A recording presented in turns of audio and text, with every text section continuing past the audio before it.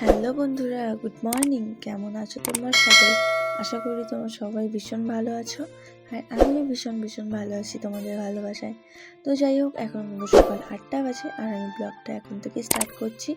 আর আজ আমি সারাদিন কী কী করবো সেটাই তোমাদের সঙ্গে শেয়ার করব। আর তোমরা ভিডিওটা সবাই দেখতে থাকো, ঠিক আছে? কেউ কিন্তু স্কিপ করবে না। তো যাই হোক, ঘুম থেকে কিন্তু আমি এখন উঠতামই না, যেহেতু মা অনেকক্ষণ ধরেই বক বক করছে যে দীপিকা ওঠ, একটু আমার হেল্প করে দেয়।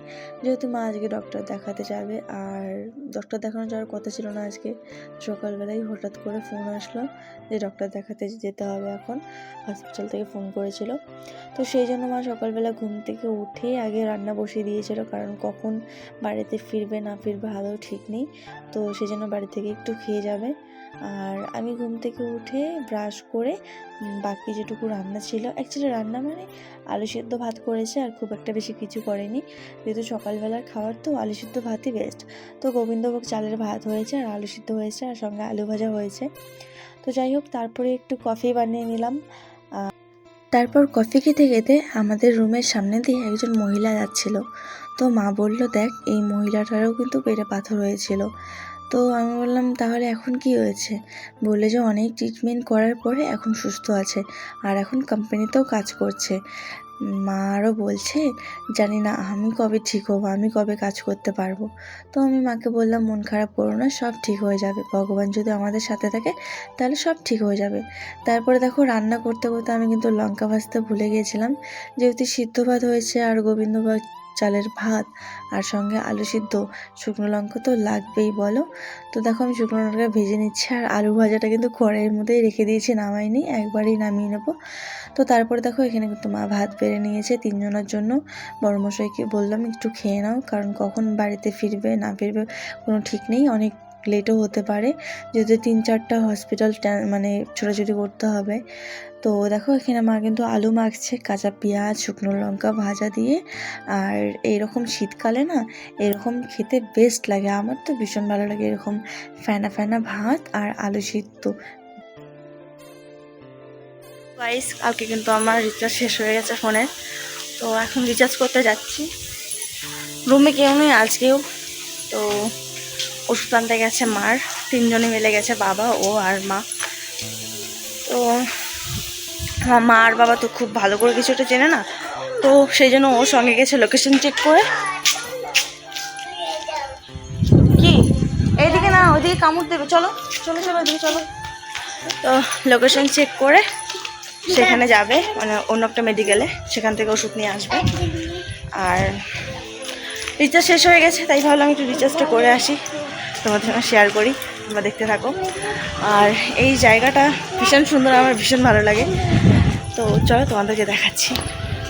তারপর দেখো, আমি কিন্তু রিচার্জ করতে চলে এসেছি, আর আমি যে দোকানটাতে রিচার্জ করতে যাব সেটা কিন্তু খোলে না, ঠিক আছে? অনেক দেরি করে খোলে, জানি না এখন খুলেছে কি না খুলেছে। তো দেখো, আমার বাঁ সাইডে কিন্তু একটা স্কুল আছে, আর এই স্কুলে অনেক ছোট ছোট বাচ্চা মেয়েরা পড়াশোনা করে। আর এখানে কিন্তু কানাডা, ঠিক আছে? না হিন্দি না বাংলা, শুধু কানাডা চলে। আর এদের কথা তো আমি বুঝতেই পারি না। আমার মা কিন্তু অনেক অনেক ভাষাই শিখে গেছে এদের, ঠিক আছে? আর এখানে দেখতে পাচ্ছ, এখানে মন্দিরটা, প্রত্যেকবারই আমি এই মন্দিরে আসলে প্রত্যেকবারই প্রণাম করব। আর এখানে কিন্তু অনেক বাঙালিই আছে, মানে দোকান দিয়েছে। এই যে আমার ডান সাইডে একটা সেলুনের দোকান আছে, এরাও কিন্তু বাঙালি, ঠিক আছে? এরা বাড়ি থেকে এসে এখানে দোকান দিয়েছে, মানে কাজ করার জন্য। তো যাই হোক, এই যে দেখতে পাচ্ছ দোকানটা, এই দোকানটাতেই রিচার্জ করবো, ঠিক আছে? আর এই দোকানটাতে ফ্লাইটের টিকিট, তারপরে হচ্ছে ট্রেনের টিকিট, সব রকম টিকিট কাটা হয়। তো যাই হোক, ভিতর দোকানটা খোলে নেই, শুধু এই দাদাটাই দোকান। তো গাইস, রিচার্জ করে এখনই এসলাম রুমে। আর এতটা রৌদ্র পড়েছে, এখানে ঠান্ডা নেই, বাট প্রচণ্ড রৌদ্র, ঠিক আছে? এই দুষ্টুমি করছো কেন? খেয়ে নাও।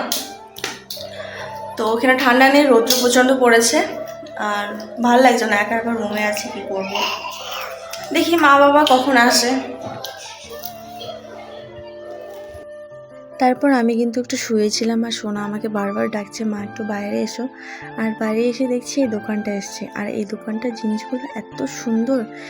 জিনিসের দাম কিন্তু 20 টাকা 30 টাকা, ঠিক আছে, আর জিনিসগুলো প্রচণ্ড সুন্দর। এখানে ক্লিপ থেকে শুরু করে মানে কসমেটিকের যা সব জিনিস সব এখানেই পাবে, আর জিনিসগুলো প্রচুর প্রচুর সুন্দর। আর সোনা আমাকে বলছিল মা একটা গাড়ি কিনে দাও না, তো গাড়ি কিনে দেইনি আমি, অনেকগুলোই গাড়ি আছে সেগুলো দিয়ে খেলছে না, ফেলে দিচ্ছে বাইরে, আর বাচ্চাদেরকেও দিয়ে দিচ্ছে। উপরে অ্যাকচুয়ালি দুটো বাচ্চা আছে, তাদেরকে ডেকে ডেকে দিয়ে দিচ্ছে, তো সেই জন্য আমি গাড়ি কিনে দিইনি। তো বাড়ি যাওয়ার আগে আগে গাড়ি কিনে দেবো। তো যাই হোক, এবার আমি কিছু নিলাম না, কারণ আজকে আমার কাছে পয়সা নেই, সেই জন্য আজকে নিতে পারলাম না। আবার সামনের সানডেতে আসবে তখন নিব। আর জিনিসগুলো দেখেই পছন্দ হয়ে যায়, মানে সব সুন্দর, মানে এমন একটা জিনিস নেই যে খারাপ লাগবে চোখের মধ্যে, সবই ভালো লাগে।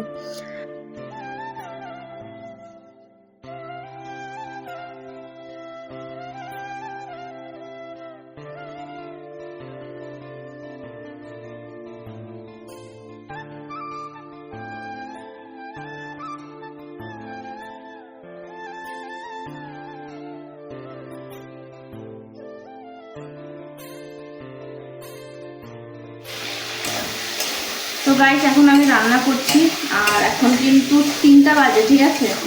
সকালবেলা হয়তো 10টার দিকে খাওয়া হয়েছে, তারপরে এখন আর খাওয়া হয়নি, যেহেতু রুমে কেউ নেই, ভালো লাগছে না, কখন আসবে কে জানে, মা বাবা আর ও সঙ্গে আছে। তো ভাবলাম একটু দেরি করে বসি, আর খিদেও পেয়ে গেছে এখন। তো রান্না বসিয়েছি, ভাতটা হয়ে গেছে, সবজি রান্না করছি এখন। সয়াবিন আলু দিয়ে মাখা মাখা তরকারি করবো, আর ছেলের জন্য একটা ডিম ভাজবো, ছেলের বাবার জন্য ডিম ভাজবো, যেহেতু আরেকটা স্পেশাল জিনিস আছে, ঠিক আছে। সেটা তোমরা কে কে খাও আমি জানি না, বাট আমার ভীষণ ভালো লাগে। পরে দেখাবো তোমাদেরকে, ঠিক আছে, রান্না করে তারপরে দেখাবো। তো এখন দেখো সয়াবিনের তরকারি বসিয়ে দিয়েছি, এই যে দেখো সয়াবিন এখানে হচ্ছে, আর এই যে ভাত তো হয়ে গেছে, আর এখানে সয়াবিন রান্না হচ্ছে। মাখা করে রান্না করবো, বেশি ঝোল করবো না, কারণ ঝোল খেতে কেউই ভালোবাসে না, আর আমি নিজেও ঝোল খেতে ভালোবাসি না। তো এখন জল দিয়ে দেব।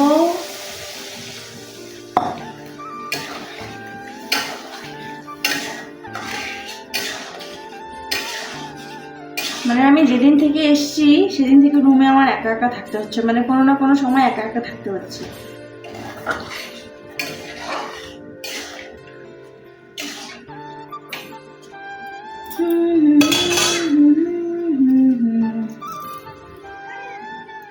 এখন আর দুটো রান্না করার বাকি আছে, সেগুলো রান্না করব।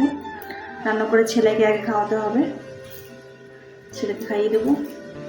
আরও ঘুমিয়ে নিয়েছে, এখন আর ঘুমোবে না, একদম রাত্রে ঘুমোবে।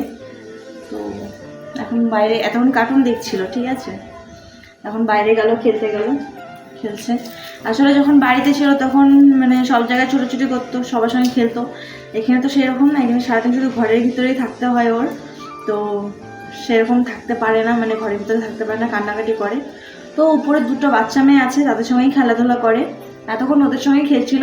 আর আমাদের ওখানে কি গ্রামের মাটির মধ্যে সারাদিন মানে খেলাধুলা করবে, বাচ্চা সুস্থ থাকবে, ঠিক আছে। মাটির মধ্যে আমি শুনেছি বাচ্চারা মাটির মধ্যে যত খেলাধুলা করবে তত সুস্থ থাকে, ঠিক আছে।